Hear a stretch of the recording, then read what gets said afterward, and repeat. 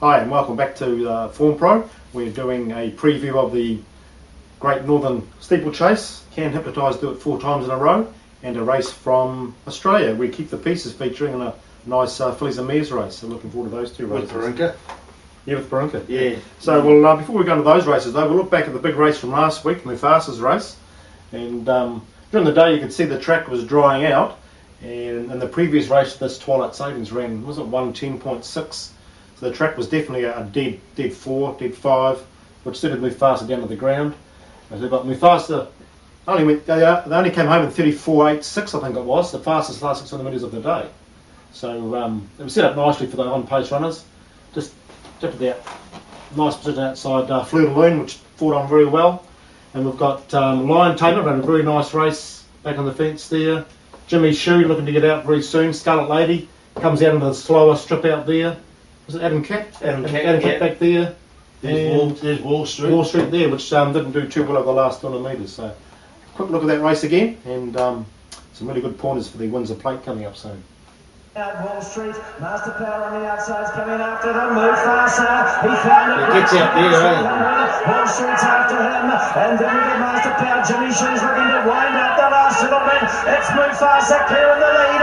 Jimmy Shoe's about to spread wings, Fleur de Lune the inside, but that is 6 Group 1 forward about.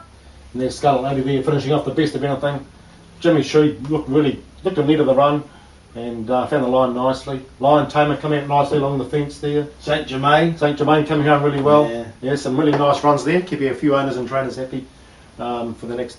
Well, I'd say there'd be quite a few owners that'd be very happy with those runs. Yeah, Wall Street they'd be a bit concerned about, and Booming just didn't fire up as expected. Booming just sat at the back and did nothing. Didn't go hard, so maybe that was against him. He was just there for the run. I'm not for the run, but he needed. Well, to stay anyway. So. And Wall Street raced a bit Kenny in the blinkers, so very Kenny. I said they wouldn't let them take the blinkers off him.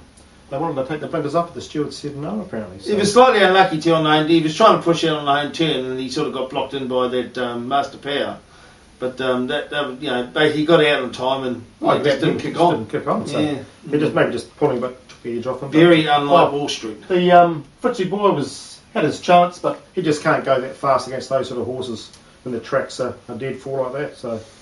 Had his chances. And well done to the competition winner. Oh yeah, Michael Jones. Good name. Yeah. Well done. And 1 month's free subscription. I'll do another one for those, for that and the Windsor Plate. I bet you Michael was very happy at the top of the straight. I bet he was, yeah. 100 to 1. Yeah, I think he crunched him with the bookies too. 9s and 10s into about 7 or 8. So. Yeah. So here's the track. Still great money for the horse of that class. Top horse, eh? Just terrific. Just keeps on winning. I see they're going to try and step him up to 2,000 metres. Oh, demand. I don't know, because he's the best he's ever been. No. He's pain free. He's just super. If you want to, but if his race is round up to a mile, you take those like the Telegraph, those sort of things. But and then you just head over, go back to it. I think he's good enough to go to Aussie. Pick the right out, right race for him. But I think it's the top ones. He's well. Well, he's been over there a couple of times and he's just drawn bad and had tough runs and fought on really well. But he can definitely win an Aussie. Yeah. It's interesting to say the owner he said he's pain free now, so he can definitely go on with it, and got to be tough in the Windsor Plate. He's 7 years old. Do you think he'd be getting more pain? Baldovino, nice horse, plenty of upside, but I don't know about the Windsor Plate though. Next up, so tell me, you're a master form analyst. He's talking Cox Plate with Baldovino. I mean, Roger has a huge opinion. Well, everyone's got an opinion, but no. Roger's got a. I mean, this is extraordinary, the opinion he has his horse, isn't it? Yeah. Based on the sectionals at Hastings, you couldn't back him in the Windsor Plate. Yeah. If he wins the Windsor Plate, great on you, Roger. Maybe blinkers going on. It's the only way he could improve him 8 lengths. He had to improve 8 lengths to win the Windsor Plate, and on that run you couldn't. But he's got plenty of upside. He knows how far he can go. You just don't know. He's a big green. Baldy gallop, big gallop, so he's plenty of upside, so time will tell with him, but you don't want to push a horse too fast, but it's his horse, he can do what he flame him all likes. And he's been doing it a long time, so he knows That's what right. he's talking about. He's trained a lot more winners than I have, and I like it. Roddy's a very smart man. Yeah. Okay, on to the Rod and Gun Great Northern Steeplechase. Can Hypnotise do it 4th time? Of course he can. It's hard to say he can't, isn't it? I mean, he ran on just beautifully last start, and just track's going to be heavy. Yeah. Negative is he's a year older. He's carrying an extra kg, 71.5 kgs, but he's just a horse that how do you stop him? He's got such a great ball to win, and he only sets him for one race a year, so I mean, he only has to get him right for 1 month of the year. So, but I'll tell you what, Fair King beat him year before last. The track was dead that day. It was a better track. And with the fine forecast, that track could dry out. It just depends on how the track dries out during the day. It's going to be interesting. So Fair King has beaten him before, so Climbing High couldn't see winning, or Volkswagen. Only way you're going to beat him is with a weight, decent weight. And I think I'm a Heroine and Cape Canaveral are the two. Well, that was a freakish win by I'm a Heroine. Never shown pace on that before in his life, and then suddenly sprinted like a Group 1 horse. No, well, 10-year-old me, you would think she's would have improvement in her, but you know, Anne Brown has got her. Very interesting. Very interesting. Shelley Houston gone for Tom Smith. Oh, you'd have to, but Climbing High, I just can't see Climbing High staying. No. With that weight, you know. Yeah. If he was on 63 kgs, yes, well, I have a chance. But Tom Smith, he won really well. Good, strong, strapping-looking chestnut. Jumped well. Trained by the master trainer Anne Brown. Yeah, So. big jump in class. But I think, and Cape Canaveral won really well during the week. It did too, eh? He was just full of himself. He looked really well. And Roger said, you know, because I think it was Steve Davis or one of them said, "What are you going?" He said, "Well, just see what the weather does." You know, and they're obviously happy with the way it's come through the race. Yeah. Oh, yeah. He looked really well. If going on looks and how a horse was obviously feeling, Cape Canaveral's got to be right on this, and I'm a Heroine. And Carlos is, he ran second in this last year, second or third in this last year, so he's got to be tough. But we're all, I don't really want to pick one to beat Hypnotise. I want us to Hypnotise one. So I think Hypnotise is a genuine winning chance. Oh, of course he is. Yeah. Well, $2 at with the bookies at the moment. So anyway, there's going to be a terrific moment if we can see him win. So your top four? Hypnotise on top, and I'll put in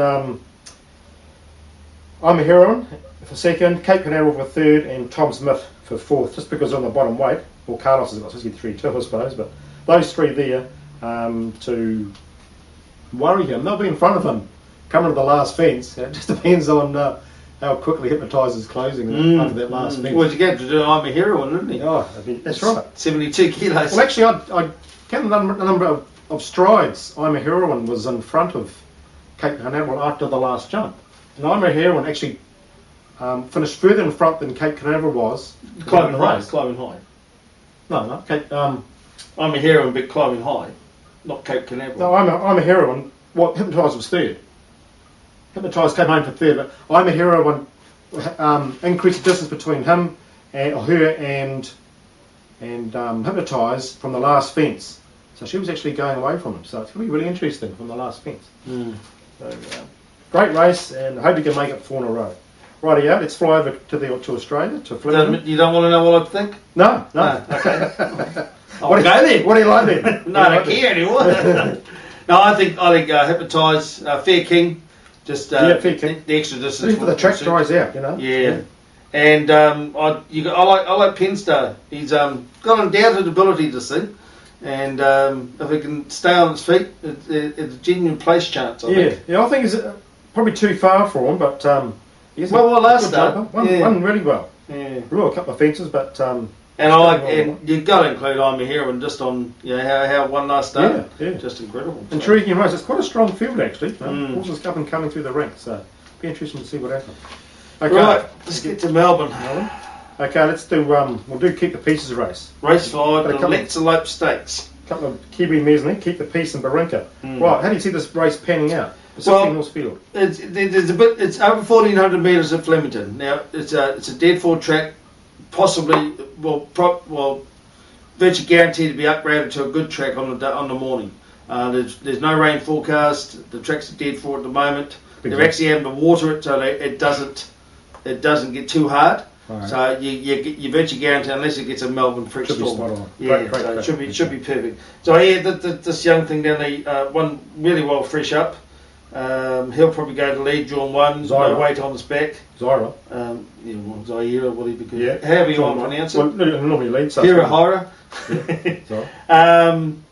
Barinka's going to go forward. Barinka will go forward from 8. I don't think it's got any. It can't sit back in the outsprint D, so it'd have to be up on the pace. Yeah. Keep the Peace will obviously settle back. Parables will go forward from 7. Be sitting. Parables go forward, you reckon? Parables go forward. I want to Yeah, no, well, 6th, 7th out, you know. Yeah. He'll be there. He won't be back. She's in. Well. She honestly, a horse that needs to be ridden quietly. She kind of blistering last 200 metres on her. There's a good pace, so I reckon. Yeah, she'll jump and just land where she lands. I reckon, and hopefully there's a good pace. Parables, no, she'll be up on the. She'll be no worse than midfield. She won't be back. Right. Okay. So Kieran McAvoy on it. That's how she races well, and I think he's got her going very, very well. Yeah. Pinker's a tough thing, isn't he? Who? Pinker. Pinker, yeah, Tough mare. very, very good mare. But the question is there enough pace to keep the piece to come up the top? That's my only concern. I mean, she has trialled it really well and trained up really well, and it goes well fresh.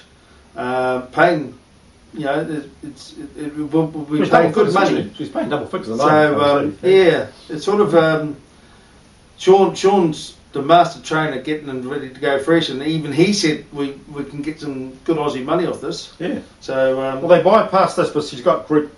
She won that race last year, the Luchway, whatever race it was. There's a couple of outstanding horses which are paying good. Midsummer Music and Biancan Rose. Biancan Rose has dropped some weight and but goes up a lot in class. Yeah. Undoubted ability. Midsummer Music's just been in freakish form since it's come back, but it's drawn wide, so you think it's going to sit back. Well, it's going to have to go back to last because it's usually a style anyway, and then. Being at Flemington, it could come flying down the outside, so it's certainly going to be it's a very, very good form guide race for the rest of the year. Could be too. If the inside goes off, it's going to help a horse like keep the peace. So, so what are you going to go for? I'm going for a Parables. It was a Monty beaten last start. It should have won last start. Yeah. Luckily, it was Midsummer Music in that one. Yeah. But I think Parables, Peter Snowden, Kieran McAvoy, drawn 7. Could see it sitting 5th or 6th outer. You know, there won't be a lot of pressure on. I don't think. I think Zaire or whatever you pronounce it will get a nice, easy, soft lead, and I think Parables will kick up on about 300 and just be too good for them. I think. I reckon there's going to be a bit of pace. 16 horse field. There's always a reasonable pace, just enough to keep the piece to win. I reckon. Now it depends on how she jumps. She can get on the pace. She can jump and get on the pace. No, I don't think so. Well, I think she would. What do you reckon? Well, she's going to be fine here. But I think if she settles midfield, midfield even 3 wide with cover, I think she's got the ability to beat this field. And if she's paying double figures, which she should be, I'll be backing her each way. Parables, I do like. Parables is a good mare. I reckon if it's a hard pace, I reckon she'll be very, very hard to beat. But I'm going to keep the piece each way. Parables and trifectas. Barinka, I can see being on the pace for a Kiwi and battling away, and Biancan Rose. I was really impressed with that last one. Big step up in class. It's a huge nice step draw, up get a nice run. So I see her drops a lot in weight too. Yeah. So pulling here in the first 4. So what are you going for? And I'll go for Parables, yep. And then I've got to include Biancan Rose and Midsummer Music, and my blowout horse, which I'm very keen on for 4th, but it could be a sneaky play. Do Re Mi. Oh, Peter Moody, Luke Nolan combination. Yep. Just very average first up. Just caught at the back and a little bit of interference. Not much, but just sat at the back and finished about 8 lengths off them. Explosive finish this horse from last year. It looks like it's come back well. Had no luck, so it could be one for a nice place bet. Yeah. Now we got the quaddy last week at Melbourne. It looks a wee bit harder this week. And we've got the first 4 too. And the first 4, that's right. Yeah. King's Rose. King's Rose. Yeah. Didn't she look good? What a magnificent ride. 8th outer, cruise up on the turn, and that you'd just be heartbroken if you owned that. Heart of Dreams. Heart of Dreams. It finds ways to get beaten, that horse. It should have had 3 Group 1s up to now. Yeah. I think it's been beaten in 3 starts, no more than by a neck. I think it's a neck, a nose, and nose. Yeah, it makes you wonder how good a King's Rose's win was, but I think I really like the way she stretched out on the straight. Yeah. Moody put the finishing winning polish on her, and she looked really good. And so it definitely proved in that run in the Oaks that it had come to the end of his campaign. Oh yeah, well, she was. I knew she was. Yeah, you knew it did right. Yeah, we got the chocolates, but it's sort of interesting. Sepoy racing again tomorrow. That'll be. We didn't touch on Smart Missile from last week. Oh, yeah. Have you? Well, how good is he? How good is he? Here's a question: if Smart Missile and Sepoy racing at Tim tomorrow. Smart Missile Down straight. would win going away. I don't know. Over a mile. I mean, round a bend, say if it was, say Caulfield, 1200 metres, I think Sepoy would beat Smart Missile. Up in distance, 49 metres to a mile.